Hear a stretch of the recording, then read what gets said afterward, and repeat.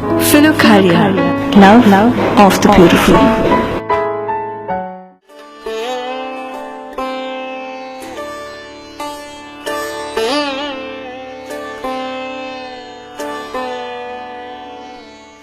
ഫിലോകാലിയുടെ വേറൊരു എപ്പിസോഡുമായി ദൈവമക്കളെ കാണാൻ സാധിച്ചു. അതേ ദൈവത്തിന്റെ കൃപയും സമാധാനവും അനുഗ്രഹവും എന്നും നിങ്ങളുടെ കൂടെ ഉണ്ടായിരിക്കട്ടെ.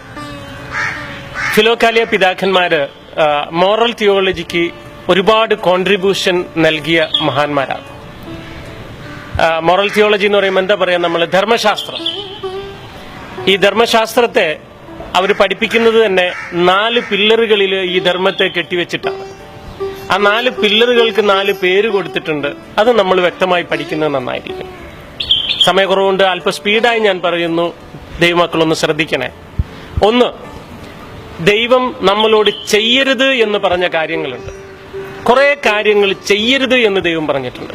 അതിന്റെ പ്രത്യേകത, ചെയ്യരുതെന്ന് ദൈവം പറഞ്ഞത് നമ്മൾ ചെയ്താൽ നമുക്ക് ശിക്ഷ ഉറപ്പാണ്. എന്നാൽ ദൈവം ചെയ്യരുത് എന്ന് പറഞ്ഞത് നമ്മൾ ചെയ്യാതിരുന്നാൽ അതിന് പുണ്യവും നമുക്ക് ലഭിക്കും. ഇതിന് അറബിയിൽ ശരിക്കും പറഞ്ഞു കഴിഞ്ഞാൽ ഹറാം എന്ന് പറയും. ഹറാം അതായത് മുസ്ലിം മോറൽ തിയോളജിയിൽ പഠിപ്പിക്കുന്ന ഒരു കാര്യമാണ് ഹറാം.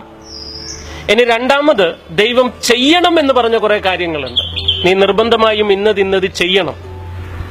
ഇനി നമ്മളെങ്ങാനും അത് ചെയ്യാതിരുന്നാൽ നമുക്കതിന് ശിക്ഷയുണ്ട്. അത് ചെയ്താലോ അതിന് തീർച്ചയായും നമുക്ക് പുണ്യവും ഉണ്ട്. അപ്പൊ 2 കാര്യങ്ങളായി. 1 ചെയ്താൽ പുണ്യമുള്ളത്, മറ്റൊന്ന് ചെയ്താൽ ശിക്ഷയുള്ളത്. അതിനെ നമ്മൾ ഉപേക്ഷയാലുള്ള പാപം, പ്രവൃത്തിയാലുള്ള പാപം എന്നിങ്ങനെ മലയാളത്തിൽ നമ്മൾ പഠിച്ചിട്ടുണ്ട്. അത് കുഞ്ഞിലെ കാറ്റഗിസം പഠിക്കുന്ന കാലത്ത്. ഇത് രണ്ടും വലിയ പുത്തരിയൊന്നുമല്ല, എല്ലാവരും കേട്ടതാണ്, എല്ലാവർക്കും ഇത് അറിയാവുന്നതോ. പക്ഷെ ഇനി അങ്ങോട്ട് 2 എണ്ണം ഈ സഭാപിതാക്കന്മാര് അല്ലെങ്കിൽ ഈ ഫിലോകാലിയ പിതാക്കന്മാര് നമ്മളെ പഠിപ്പിക്കുന്ന കാര്യമുണ്ട്. 1, ചില കാര്യങ്ങൾ ഭൂമിയിൽ ചെയ്യുന്നത് നല്ലതാണെന്ന് നമുക്കറിയാം. അത് ചെയ്യണമെന്ന് ദൈവം കൽപ്പിച്ചിട്ടൊന്നുമില്ല. പക്ഷെ അത് ചെയ്താൽ അതിന് നമുക്ക് പുണ്യമുണ്ട്, ഉപേക്ഷിച്ചാൽ അതിന് ശിക്ഷയൊന്നുമില്ല. ശ്രദ്ധിച്ച് കേൾക്കണേ.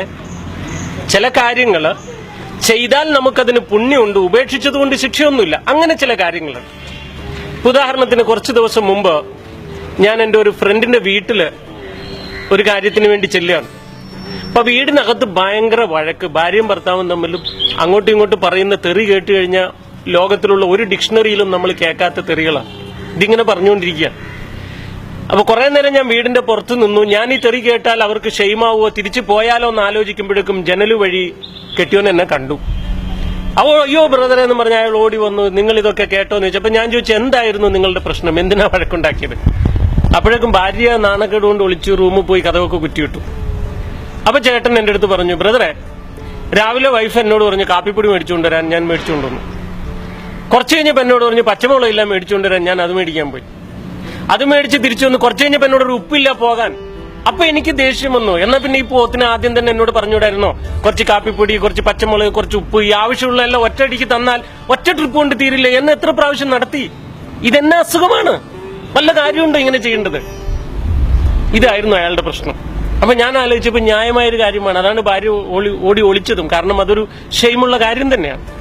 കാര്യങ്ങൾ ഡിസ്കസ് ചെയ്തുകൊണ്ടെന്നപ്പോൾ ഞാൻ പറയും, ചേട്ടാ ഇതിനകത്ത് നിങ്ങളൊരു കാര്യം അറിയണം. പുണ്യപ്രവൃത്തി എന്നൊരു വാക്ക് മലയാളത്തിൽ നമ്മൾ കാണുന്നുണ്ട്. പുണ്യപ്രവൃത്തി എന്ന് പറഞ്ഞാൽ ചില കാര്യങ്ങൾ നമ്മൾ ചെയ്താൽ നമുക്കതിന് പുണ്യം കിട്ടും. അത് ഉപേക്ഷിച്ചതുകൊണ്ട് ശിക്ഷയൊന്നുമില്ല. ഇപ്പൊ ചേട്ടൻ 3ാമത് പോയിട്ട് ഉപ്പ് വാങ്ങി വരാത്തത് കൊണ്ട് ദൈവം ശിക്ഷിക്കാനൊന്നും പോണില്ല.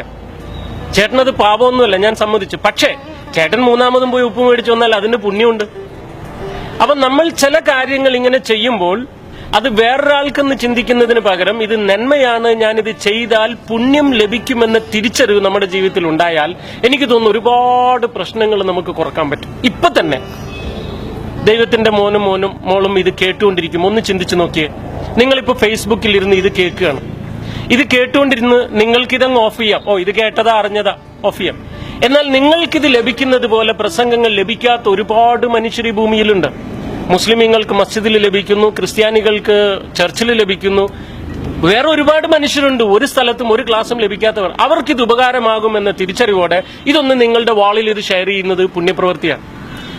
നമ്മൾ സാധാരണ എന്താണ് വാളിൽ ഷെയർ ചെയ്യുന്നതെന്നറിയോ നിങ്ങൾക്ക്? ഇവിടെ പിന്നെ പിണറായി വിജയനും അച്ചുമാമനും തമ്മിലുള്ള വഴക്ക്, അല്ലെങ്കിൽ കോൺഗ്രസും BJPയും തമ്മിലുള്ള വഴക്ക്, ഇനി അല്ലെങ്കിൽ നരേന്ദ്രമോദിയും വെള്ളാപ്പള്ളിയും തമ്മിലുള്ള ഇങ്ങനെയുള്ള മനുഷ്യർ തമ്മിലുള്ള വഴക്കും പ്രശ്നവും ഹാസ്യവും നാണം കെട്ടതുമായ കുറെ പ്രശ്നങ്ങൾ മാത്രമേ നമുക്ക് ഷെയർ ചെയ്യാനുള്ളൂ. ഇങ്ങനെ ആവശ്യമില്ലാത്തത് മനുഷ്യന്റെ സമയം നശിപ്പിക്കുന്നതുമായ കാര്യങ്ങൾ നിങ്ങൾ പരസ്പരം ഷെയർ ചെയ്യുന്നതിന് പകരം മനുഷ്യന് ഉപകാരമുള്ള കാര്യങ്ങൾ ഷെയർ ചെയ്ത് നോക്കിയേ, എന്തുമാത്രം ഉപകാരം ഉണ്ടാവും. ഒരുപക്ഷെ നിങ്ങൾക്കിത് കേട്ടിട്ട് വലിയ ഉപകാരം തോന്നിയില്ലെന്ന് വരാം, പക്ഷെ നിങ്ങളിത് ഷെയർ ചെയ്യുമ്പോൾ ഇത് കേൾക്കുന്ന വേറെ ആർക്കെങ്കിലും ഉപകാരം ഉണ്ടാകാം. കാര്യം ഈ നോമ്പുകാല ധ്യാന ചിന്തകൾ കടന്നുപോയതിനു ശേഷം എത്രയോ രാജ്യങ്ങളിൽ നിന്നാണ് മനുഷ്യർ വിളിച്ചിട്ട് എന്റെ അടുത്ത് പറഞ്ഞതെന്നറിയോ? അതുമൂലം അവർക്കുണ്ടായ നന്മകൾ, ഓരോ വ്യക്തികൾക്കുണ്ടായ നന്മകൾ. ആർക്കാണ് എപ്പോഴാണ് നന്മ നിങ്ങൾ വഴി ലഭിക്കാൻ നിങ്ങൾക്കേ അറിയില്ല. അതുകൊണ്ട് നന്മയാണെന്ന് തോന്നുന്നത് നിങ്ങൾ ചെയ്യുക. ഇനി ഈ ഫിലോകാലിയ പിതാക്കന്മാരെ പഠിപ്പിക്കുന്ന ഒരു കാര്യമുണ്ട്, ചില കാര്യങ്ങൾ ചെയ്യാതിരിക്കുന്നത് നല്ലതാണെന്ന് നമുക്കറിയാം. ചെയ്തതുകൊണ്ട് ദൈവം നമ്മളെ ശിക്ഷിക്കില്ല, പക്ഷെ അത് ഉപേക്ഷിച്ചാൽ നമുക്ക് പുണ്യമുണ്ട്. അങ്ങനെ ഒന്നുണ്ട്, കറാഹത്ത് എന്ന് അറബിയിൽ പറയുന്ന വാക്ക്. എന്താ സംഭവം? ഇപ്പോ നിങ്ങളുടെ ഫേസ്ബുക്ക് വാളിൽ ആവശ്യമില്ലാത്തതും മനുഷ്യന്റെ ബുദ്ധിയെ കെടുത്തുന്നതുമായ കാര്യങ്ങൾ ഷെയർ ചെയ്യുന്നത് നല്ലതല്ല എന്ന് നിങ്ങൾക്കറിയാം. നിങ്ങളത് ഷെയർ ചെയ്തുകൊണ്ട് നിങ്ങളെ ദൈവം ശിക്ഷിക്കാനൊന്നും പോണില്ല. പ്രത്യേകിച്ച് ശിക്ഷയൊന്നും അതിന് ബൈബിളിൽ എവിടെയും വാഗ്ദാനം ചെയ്തിട്ടില്ല. പക്ഷേ നിങ്ങൾ അത് ഉപേക്ഷിച്ചാൽ നിങ്ങൾക്ക് പുണ്യമുണ്ട്. അപ്പൊ ഇത് വ്യക്തമായി നമ്മൾ ഈ 4 പില്ലറുകൾ ഒന്ന് മനസ്സിലാക്കുക. ഒന്ന്, ചെയ്യരുതെന്ന് ദൈവം പറഞ്ഞത്, മറ്റൊന്ന് ചെയ്യണമെന്ന് ദൈവം പറഞ്ഞത്, മറ്റൊന്ന് ചെയ്താൽ പുണ്യം ലഭിക്കുന്നത്, ഉപേക്ഷിച്ചാൽ ശിക്ഷയില്ലാത്തത്, വേറൊന്ന് ഉപേക്ഷിച്ചാൽ പുണ്യം ലഭിക്കുന്നത്, ചെയ്താൽ ശിക്ഷയില്ലാത്തത്. ഇതിങ്ങനെ വ്യക്തമായി ഈ 4 എണ്ണം തിരിച്ചറിഞ്ഞാൽ നമ്മളുടെ ജീവിതത്തിലുള്ള ഓരോ പ്രവൃത്തിയും വിശുദ്ധമായി മാറും. രാവിലെ എഴുന്നേൽക്കുമ്പോഴേ നിങ്ങൾ ചിന്തിക്കും, ഇന്ന് ഞാൻ എന്ത് ചെയ്താൽ എനിക്ക് പുണ്യം വർദ്ധിപ്പിക്കാം. നിങ്ങൾക്കറിയാം, നിങ്ങൾ പോകുന്ന വഴിക്ക് എന്തുമാത്രം പുണ്യം വർദ്ധിപ്പിക്കാം. നിങ്ങൾ ബസ്സിലിരിക്കുന്നു, ഒരമ്മ കുഞ്ഞുമായി കയറി, ആ അമ്മയ്ക്ക് സ്ഥലം കൊടുക്കാതിരുന്നോണ്ട് ദൈവം ശിക്ഷിക്കാനൊന്നും പോണില്ല. പക്ഷേ നിങ്ങൾ അല്പ സ്ഥലം കൊടുത്താൽ നിങ്ങൾക്ക് പുണ്യം വർദ്ധിച്ചു. നിങ്ങൾ ബസ് സ്റ്റാൻഡിൽ ക്യൂ നിൽക്കുന്നു, പ്രായമുള്ള ഒരാൾ ചാടി കയറുന്നതിന് മുമ്പ് നിങ്ങൾ തള്ളി അങ്ങോട്ട് കയറി അവരെ തള്ളി മാറ്റുന്നത് മൂലം നിങ്ങൾക്ക് വലിയ ശിക്ഷയൊന്നും കിട്ടാൻ പോണില്ല. കാര്യം അവരും എന്തായാലും ബസ്സിൽ കയറും. പക്ഷെ നിങ്ങൾ വഴി കൊടുത്താലോ അതിന്റെ പുണ്യം നിങ്ങൾക്ക് ലഭിക്കും. ഇങ്ങനെ ജീവിതത്തിൽ നമ്മൾ ഓരോ കാര്യങ്ങൾ ചെയ്യുമ്പോഴും ഇതിന് പുണ്യമുണ്ട് എന്ന ബോധ്യത്തോടെ ചെയ്യുമ്പോഴാണ് നമ്മൾ വിശുദ്ധരായി മാറുന്നത്. ഇന്ന് ഫിലോകാലിയ വഴി ദൈവത്തിന്റെ വചനം ശ്രവിച്ച നിങ്ങൾക്ക് ഓരോരുത്തർക്കും നന്മ എന്തെന്ന് വ്യക്തമായി തിരിച്ചറിഞ്ഞ് അതിൽ നിന്നും പുണ്യപ്രവൃത്തി എന്താണെന്ന് വ്യക്തമായി തിരിഞ്ഞ് പുണ്യമായ കാര്യങ്ങൾ ചെയ്യാനുള്ള കൃപ ദൈവം നൽകട്ടെ. സർവശക്തനായ ദൈവത്തിന്റെ കൃപയും സമാധാനവും അനുഗ്രഹവും എന്നും നിങ്ങളുടെ കൂടെ ഉണ്ടായിരിക്കട്ടെ. ആമേൻ.